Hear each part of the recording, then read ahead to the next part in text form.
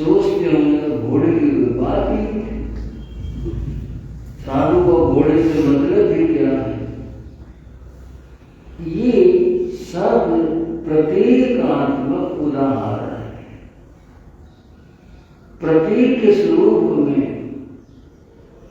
घोड़ा उन्होंने मन का प्रतीक बनाया।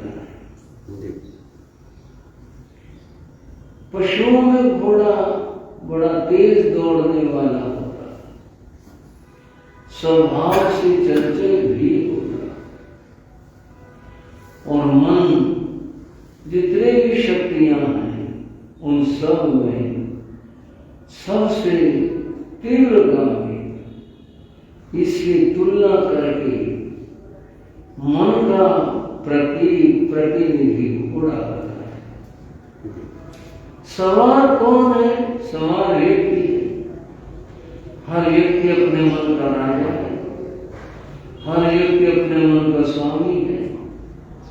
पर अब देखना यह है, स्वामी तो है, राजा है, सवार है, पर वो मन उनके काबू में कितना? घोड़ा काबू में होगा तो वह ठीक दिशा में ले जाएगा, जहां व्यक्ति चाहता है वहां ले जाएगा, और अगर काबू में नहीं है तो भटका देगा, कहीं से कहीं ले जाएगा। बिना काबू के मन परेशान करता। अब ये बात अध्यात्म से ऐसे जुड़ी कि मन चंचल है और व्यक्ति उस पर सवार है, लेकिन मन अगर काबू में नहीं है तो वह व्यक्ति को भटकाता है और परेशान करता। अब ये कथा मन की कथा है, शाम को शादी का, और कोई आज की नहीं, ये दो चली आ रही। मन की समस्या सबके साथ रही और आज सबके साथ। इस मन की समस्या को गीता में भी उठाया गया, और कैसे उठाया गया? अर्जुन ने श्री कृष्ण से पूछा, चंचलम ही मन है कृष्ण, हे कृष्ण ये मन बहुत चंचल है। कैसा है? यह मन बहुत चंचल, चंचलम ही मन है कृष्ण, प्रमाथि पर्व दृढ़, और यह बहुत बलवान भी। मन चंचल है और बहुत बलवान है, बहुत दृढ़ है। तस्याहं निग्रहं मन्ये, उसका मैं निग्रह करना चाहता हूं, उसको काबू में करना चाहता हूं। वायोरिव सुदुष्करम, देखिए ये काबू में नहीं। उदाहरण क्या दिया? वायु, जैसे कोई व्यक्ति वायु को, हवा को काबू में करना चाहे तो हवा काबू में नहीं। हवा को अगर मुट्ठी में बंद करना चाहे, आप बताओ, मुट्ठी बंद हो जाएगी, इशारा को जरा बड़ा चले जाएगी, वहीं रह जाएगी, या दबाव नहीं बनेगा। जितना उसको दबाने की, रोकने की कोशिश करो वो तो निकल जाएगी। कोई कपड़े में बांधना चाहिए, उसे गठरी नहीं बनेगी। वायु का तो कोई समाधान है ही नहीं।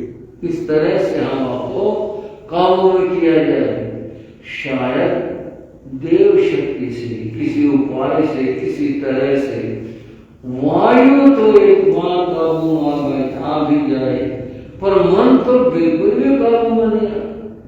वायु सुदुष्करम, हे अर्जुन, हे कृष्ण अर्जुन कहते हैं, ये हवा की तरह से, जैसे हवा काबू में नहीं आती, उसकी तरह से ये काबू में करना मुश्किल है। इसका क्या करें भाई?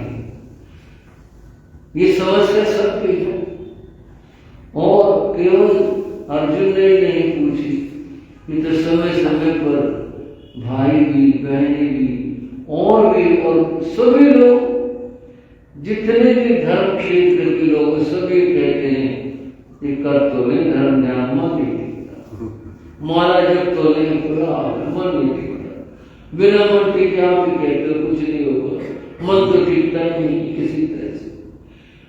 यही बात अर्जुन ने कही, ये काबू में नहीं आता, हवा की तरह से बड़ा इसको मुश्किल है काबू में करना। आप बताओ इसको काबू में कैसे किया जाए, किस तरह से किया जाए? श्री कृष्ण ने गीता में कहा, ऐ संशय महाबाहु, महाबाहु हे अर्जुन, तुम्हारी बात जो है निसंदेह ठीक है, इसमें कोई संशय नहीं है, इसमें कोई संदेह नहीं है।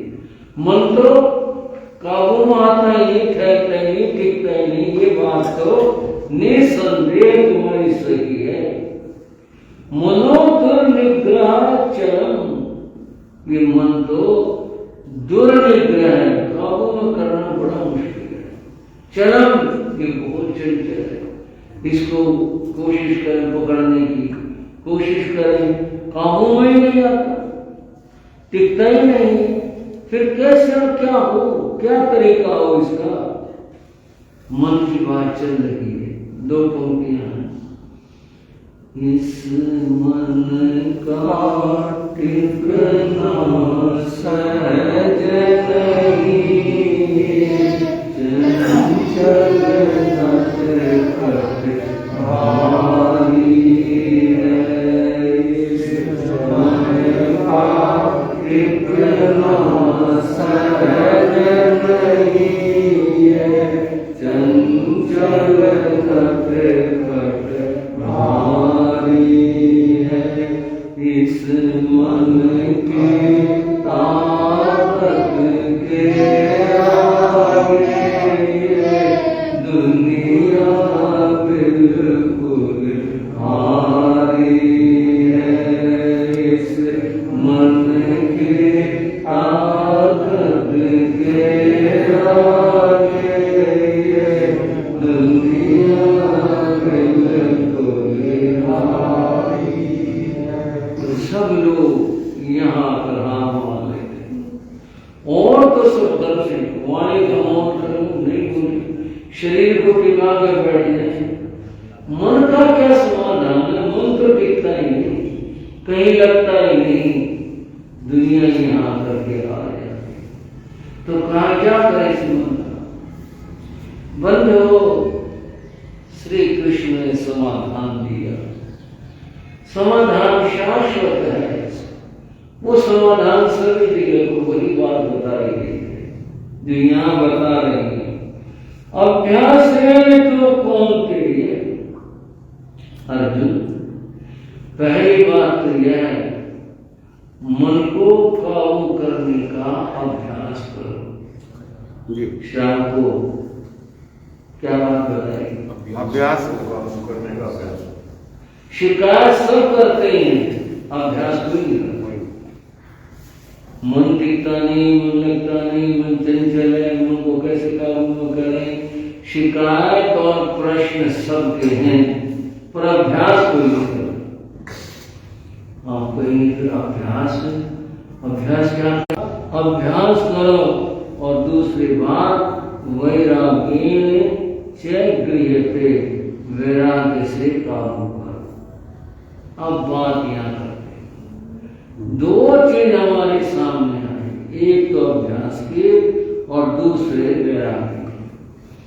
वैराग्य होता है विरक्ति का नाम, किसी चीज को छोड़ देना, अलग हो जाना, विरक्ति। और अभ्यास है एक कार्य को पुनः पुनः दोहराना, इसका नाम अभ्यास। पहली बात अगर ले तो ये कि मन को काबू करने का कभी कोई अभ्यास किया, कोशिश की, किसी संत से ये पूछा ये अभ्यास बताओ, काबू में भी ये नहीं आता, क्या अभ्यास करें। एक आनंद की कहानी है, वो कहानी पूरी तरह तो लागू नहीं होगी, पर कहानी आनंद की कहानी है। एक संत एक नगर में आए, नगर में प्रवेश किया, गली बाजार जो कुछ था उससे जा रहे थे।